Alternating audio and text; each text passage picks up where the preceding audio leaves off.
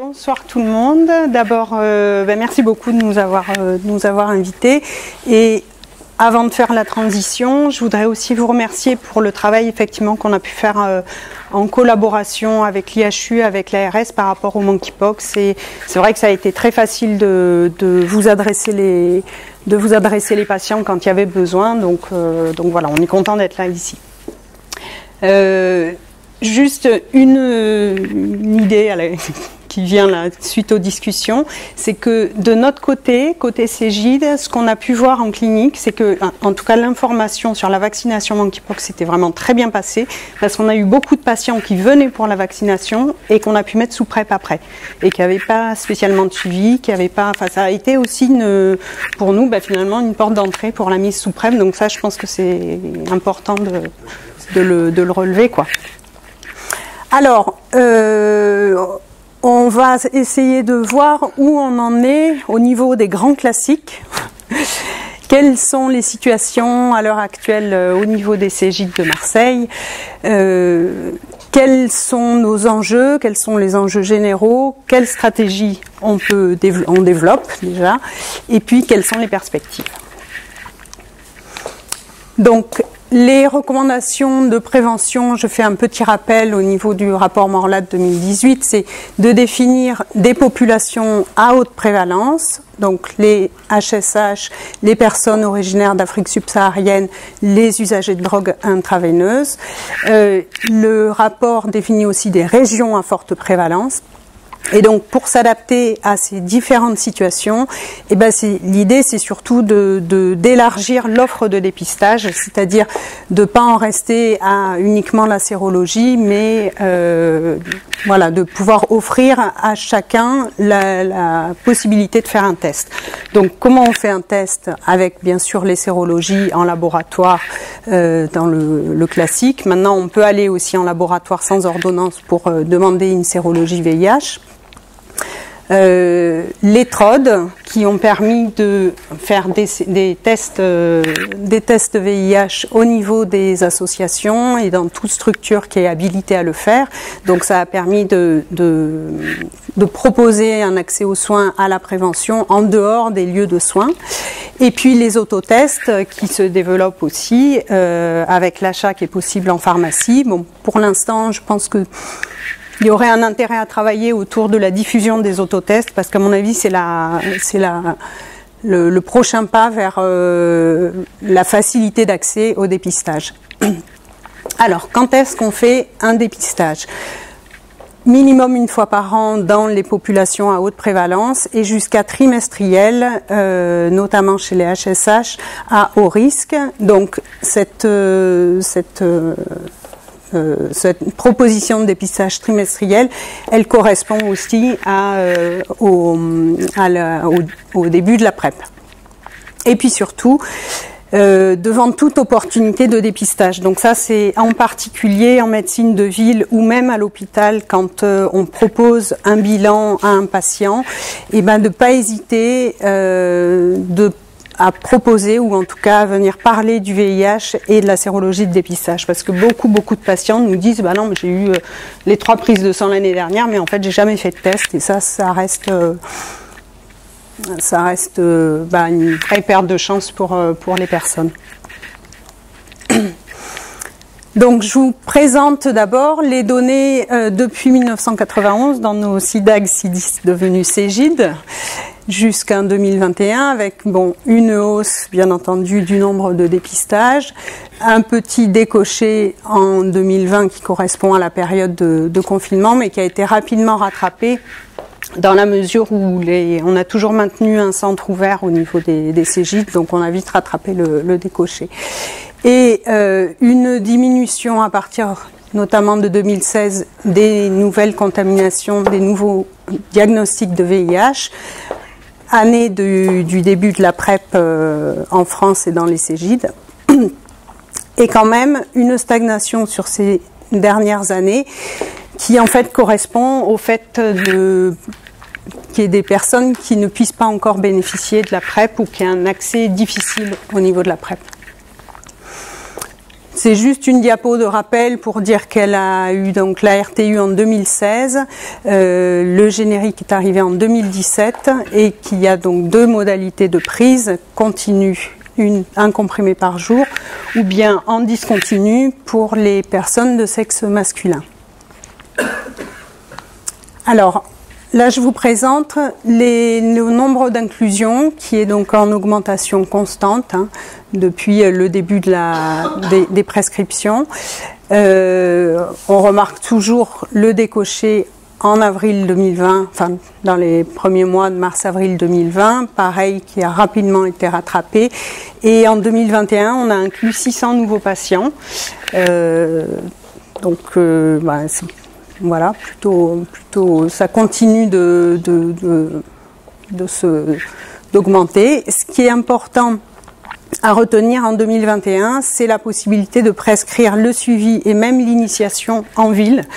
Donc pour tout médecin de ville, la possibilité ça c'est vraiment une donnée qui permettra d'élargir encore l'accès à la PrEP pour tous les patients. Alors, la PrEP, oui. Les IST, c'est pas une nouveauté. Il y a une augmentation des infections sexuellement transmissibles. On va en parler un petit peu après. Alors, la question, c'est, oui, l'augmentation des infections sexuellement transmissibles, mais quels sont les facteurs ? Il y avait en octobre 2018 un interne qui a fait sa thèse sur justement essayer de comparer des patients des patients sous PrEP et des patients sans la PrEP avec les mêmes comportements sexuels et de calculer le taux d'infection à chlamydia et à gonocoque et syphilis. Et sa conclusion, c'est que en fait, il faut tenir compte du nombre de dépistages par patient, parce que la grosse avancée avec l'avènement de la PrEP, ça a été l'augmentation de la fréquence de dépistage des infections sexuellement transmissibles, qui est passée de 1 fois par an avant la PrEP à trimestriel tous les 3 mois dans le cadre du dépistage de la PrEP et du suivi de la PrEP. Donc, quand on tenait compte de cette donnée, l'augmentation en fait de diagnostic était liée à l'augmentation de la fréquence de dépistage. Et puis, en changeant un petit peu de région géographique, je trouve ce graphe assez intéressant parce donc la PrEP n'est pas le seul facteur d'augmentation des IST aux États-Unis. Cette étude, elle a permis d'avoir un point de vue plus global et de dire qu'il y a aussi des facteurs socio-économiques, donc les applications, les sites de rencontres, le téléphone, et des facteurs sociaux avec notamment la couverture maladie et le fait que les jeunes de moins de 26 ans puissent bénéficier de la couverture maladie de leurs parents. Donc il y a une augmentation des possibilités de dépistage pour les gens et une augmentation forcément du nombre de diagnostics. Mais finalement, voilà, il faut réinterpréter ces augmentations et pas en rester juste au nombre ou aux chiffres. Au niveau des chlamydia, donc là, c'est les données dans nos centres. On voit de nouveau l'augmentation des chlamydia chez les hommes majoritairement. Et là, en parlant de prendre en compte aussi les facteurs associés, on voit faussement une baisse des chlamydia chez les femmes, ce qui n'est pas du tout une baisse des infections à chlamydia chez les jeunes filles. C'est parce qu'en 2019, avec la crise sanitaire, en 2020, on est passé des consultations sans rendez-vous à des consultations sur rendez-vous. Et typiquement, les personnes qui ont été impactées, à qui ça ne convenait pas, c'était les jeunes de moins de 25 ans qui avaient vraiment l'habitude de venir spontanément. Tiens, je viens faire un test, hop, j'y vais, mais dans 2 jours, j'irai pas. Donc ces jeunes filles, on a eu moins de diagnostics. Alors qu'en réalité, la prévalence est énorme puisque on retrouve quasiment 10% chez les jeunes filles de moins de 25 ans qui sont chlamydia positives sur un dépistage systématique des asymptomatiques. Donc c'est l'intérêt du dépistage systématique selon les recommandations qu'on va avoir et aussi opportuniste. De la même façon qu'on peut être opportuniste pour proposer un dépistage VIH, il faut aussi penser à proposer des dépistages des IST. Un petit rappel sur les recommandations des dépistages asymptomatiques. Je vous mets toujours l'iceberg en filigrane, hein. Donc on parle là de la face cachée. Le 9,44% chez les jeunes filles de moins de 25 ans, qui donc nous fait dire qu'il faut faire un dépistage au moins une fois par an s'il y a des changements de partenaire. Mais bien entendu, l'idée, en tout cas dans nos centres et qui devrait être globalisée, c'est de pas hésiter à faire plus, hein, au vu de cette prévalence qui est énorme. Chez les femmes de plus de 25 ans, la prévalence diminue, donc on cible sur les facteurs de risque, multipartenaires, les partenaires avec un diagnostic d'IST, les femmes consultant pour une IVG, les travailleuses du sexe. Chez les HSH à haut risque, dépistage trimestriel dans le cadre du dépistage de la PrEP et ne pas oublier de faire les 3 sites pharynx, rectum, urine. Le traitement. Alors, le questionnement autour des traitements. Azithromycine 1 g monodose, le facile, versus doxycycline pendant 7 jours. Effectivement, il y a une non-infériorité de l'azithromycine en vaginal. Mais dans l'étude Clasidoxy qui est parue là en 2022, on a retrouvé, donc c'était une étude qui analyser des prélèvements vaginaux et prélèvements anaux chez des jeunes filles et en fait l'azithromycine est beaucoup moins efficace, hein, 83 versus 99%, donc il y a une diminution significative quand même de l'efficacité, ce qui fait qu'on a préféré faire de la doxycycline pendant 7 jours. On a d'autres préoccupations vis-à-vis de l'azithromycine en monodose, ça c'est la première. La deuxième, c'est quand même l'augmentation du nombre de LGV dans les échantillons analysés par le CNR. Donc ça c'est chez les HSH. Et la troisième, c'est l'augmentation des résistances au mycoplasme génitalium à l'azithromycine en monodose. Donc la question, c'est est-ce qu'il faut privilégier la doxycycline pour finalement ne garder l'azithromycine que quand il y a un risque de non-observance ou des contre-indications, hein. Voilà, c'est un petit peu la démarche qu'on fait, la stratégie qu'on a dans nos centres. Concernant les gonocoques, toujours en face cachée.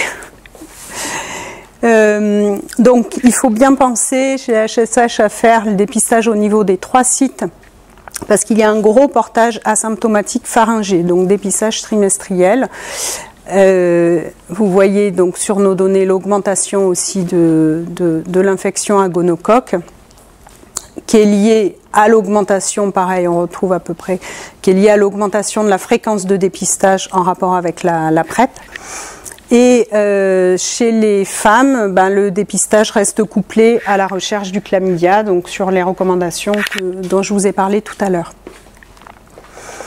Le traitement. Alors, qu'est-ce qu'il faut retenir du traitement du gonocoque à l'heure actuelle? C'est ceftriaxone 1 g en première intention, parce que la ceftriaxone a une bonne pénétration pharyngée, peu de résistance, et ça permet la dose unique en IM.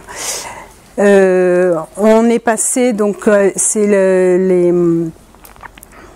en 2020, les guidelines européennes qui nous ont fait passer donc de 500 mg à 1 g parce qu'il y a quand même une évolution des résistances et donc intérêt de faire des cultures avec un antibiogramme, ce qu'on fait dans nos centres sur les gonos symptomatiques, les écoulements urétraux. Ensuite, sur les autres antibiotiques, la céfixime, mauvaise diffusion dans les réservoirs, donc au niveau pharyngé, plutôt à mettre de côté. L'importance des résistances au fluoroquinolone et pareil, médiocre dans les localisations pharyngées. Donc, quelle alternative on peut avoir quand il y a des allergies à la pénicilline? Et pour l'instant, les recommandations, ce serait plutôt de partir sur gentamicine 240 mg en dose unique plus azithromycine 2 g. la question des urétrites non gono, non clami. Donc là, il y a un rapport qui est paru au mois de juillet qui faisait un petit peu le point parce que les recommandations sont pas évidentes sur est-ce qu'il faut faire cet examen, le mycoplasme génitalium en première intention. Eh bien non. En tout cas, là, c'est sur les derniers rapports, ce serait plutôt non. On le fait quand? Alors, on le fait devant une urétrite chronique et récidivante, devant une urétrite aiguë, non clami, non gono, avec un échec de traitement, et chez les partenaires d'un patient symptomatique uniquement. Pourquoi est-ce que c'est un examen de deuxième intention? Parce qu'on a aussi beaucoup de préoccupations. D'abord, il y a une haute prévalence et on peut se demander donc est-ce que c'est une présence ou une infection? Ensuite, il y a des problèmes, des gros problèmes de résistance. On en a parlé tout à l'heure. Les résistances donc à l'azithromycine en monodose ont augmenté de 100% entre 2016 et 2018, donc ce qui est énorme. Il y a des résistances à la doxycycline. Donc la recommandation, c'est de commencer par un traitement de 7 jours de doxycycline, puis d'associer 5 jours d'azithromycine. Ou bien de passer à la moxifloxacine pendant 10 jours, donc avec encore quand même des souches résistantes. Ces problèmes de résistance, il y a une imputabilité des traitements itératifs, donc d'où le questionnement vis-à-vis du traitement du chlamydia par l'azithromycine. Et c'est la raison principale pour laquelle on va partir dans une escalade thérapeutique rapide en fait, avec peu de chances de réellement soigner un mycoplasme qui finalement est-ce qu'il est infectieux ou une présence ou un portage. Voilà, donc je pense qu'il faut rester simple, il faut rester à la clinique et puis par contre le traitement des patients symptomatiques aussi. Alors la syphilis. Après l'augmentation, actuellement on est plutôt en phase de plateau au niveau des diagnostics de syphilis, en tout cas dans nos centres. Par contre, ce qui augmente, c'est les diagnostics précoces. Beaucoup plus de diagnostics précoces que précédemment. Et c'est lié au dépistage trimestriel de nouveau. Je vous ai mis quelques photos parce que quand même... Classique, donc l'ulcération, le rappel du sexe oral, l'ulcération au niveau de la lèvre, au niveau du palais, indolore. L'œdème au niveau de la verge, et puis là il suffisait de décaloter pour voir qu'il y avait une ulcération en fait au niveau du sillon balano-prépucial. Et puis moins typique, chez une jeune fille, là c'était une formation végétante complètement indolore. Bien délimité, qui avait été traité par un médecin pour des champignons, et finalement c'était une syphilis. Et puis sur la photo de droite, une ulcération, mais il y avait un dépôt fibrineux qui fait que ça avait été pris à tort pour un cancer. Et en fait non, syphilis. Alors, la modification de la nomenclature, donc l'algorithme pour les insomniaques, et sinon pour simplifier. Donc le but de cette modification, c'était une simplification effectivement, c'est-à-dire on arrête les deux tests tréponémiques et non tréponémiques en dépistage parce qu'ils sont d'interprétation difficile, et on remplace avec juste le seul test tréponémique qui cible les IG totales.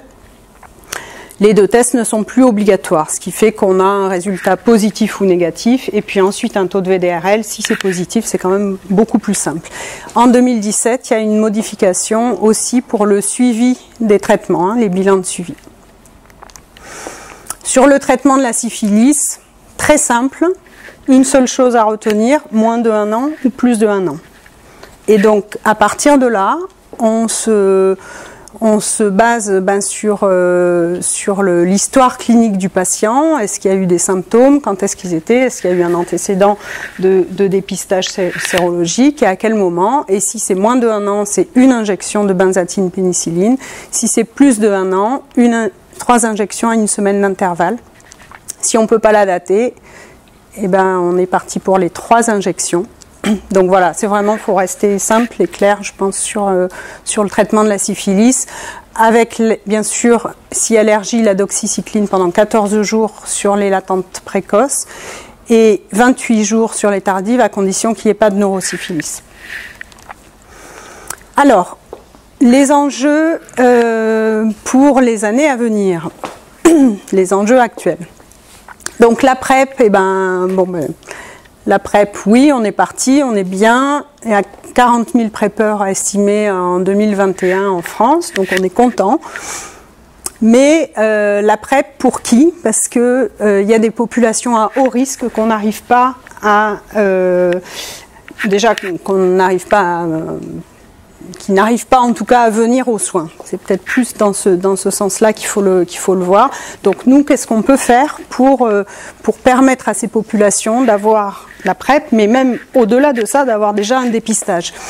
Je pense par exemple aux migrants. Souvent, ils arrivent en France, ils viennent, ils vont avoir une démarche d'accès aux soins, ils vont venir faire un test, mais la recommandation, c'est pas ça. La recommandation, c'est 1 fois par an. Et je pense que ça, on l'oublie assez facilement. Et de quelle façon? Donc on peut proposer le dépistage et après proposer la PrEP, bien sûr, dans des populations à risque. Donc il y a vraiment un effort, un travail à faire là-dessus. Les enjeux en termes de prévention des IST. Alors, les enjeux, on va dire, médicamenteux avec la PEP, la prophylaxie post-exposition.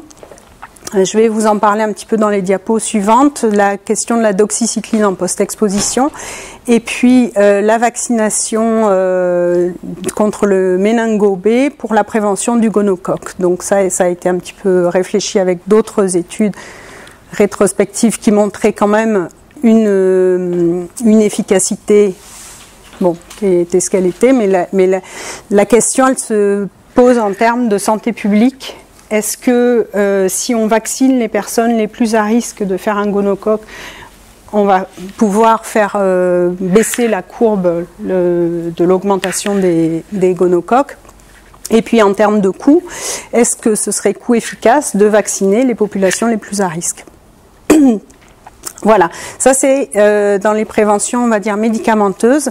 Après, il y a aussi tout un travail à faire dans la prévention des IST au niveau, comme je vous le disais, de l'offre de soins, de l'offre de dépistage, avec notamment cette étude mémo-dépistage qui avait été faite en 2019 sur l'envoi à domicile de kits d'autoprélèvement, donc non seulement du VIH, mais aussi des autres IST. Qui ont permis donc de faire des diagnostics de VIH et beaucoup d'infections sexuellement transmissibles. Entrez. On est là.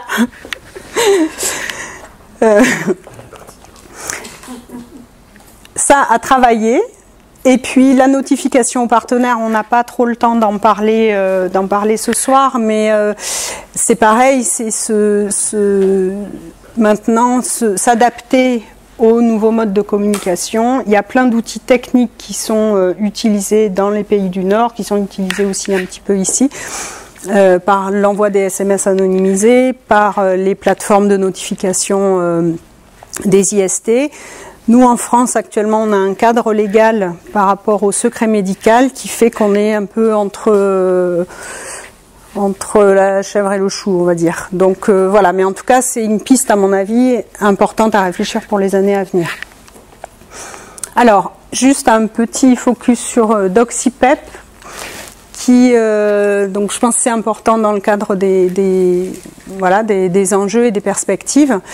Le but de cette étude, c'était d'évaluer l'intérêt de la prise de 200 mg de doxycycline dans les 72 heures qui suivent un rapport sans préservatif dans une population HSH. Il y avait 544 personnes. Il y a eu 2 groupes, donc séronégatifs sous PrEP et bras contrôle, et séropositifs bras contrôle. En gros, il y a une réduction quasiment de 2/3 des infections à chlamydia et syphilis. C'était un peu moins efficace pour la gonococcie, mais il y avait quand même une diminution significative des gonococcides entre les bras contrôle et les groupes test.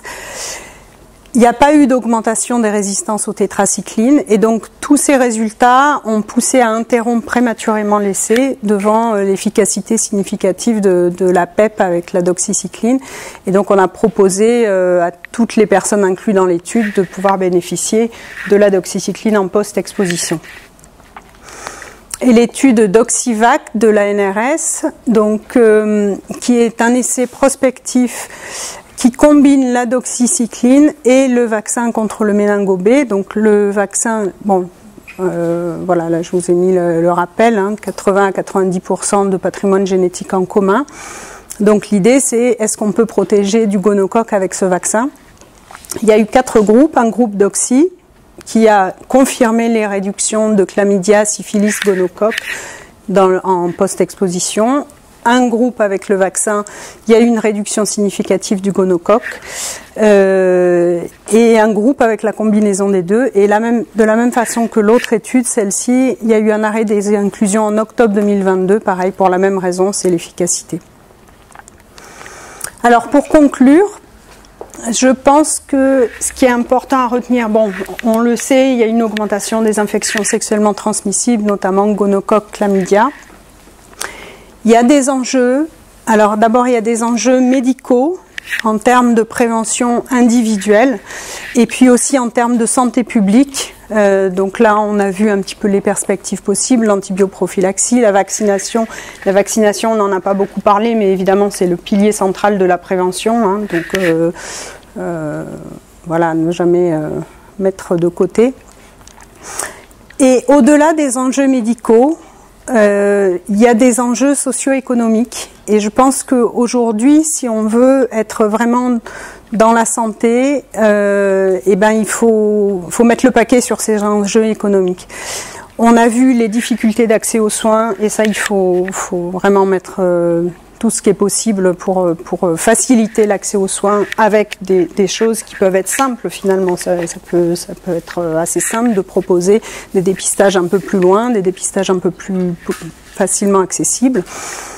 Avec les réseaux sociaux, les applications, donc ça rejoint un peu la notification aux partenaires, mais ce que je veux dire c'est que on est maintenant dans un monde qui va très vite, où il y a beaucoup d'échanges, où il n'y a plus de frontières, on bouge tout le temps, on est connecté, et je pense que les enjeux en matière de prévention, c'est aussi d'être connecté et d'aller aussi vite que les rencontres. Donc en gros, ben voilà, d'avoir une vision vraiment élargie du système de soins, ça c'est un petit peu ce qu'on essaye de mettre en place nous dans les Cégides, c'est-à-dire au-delà du purement médical, qu'est-ce qu'on fait, comment on voit les choses différemment pour vivre tous ensemble. Voilà, merci.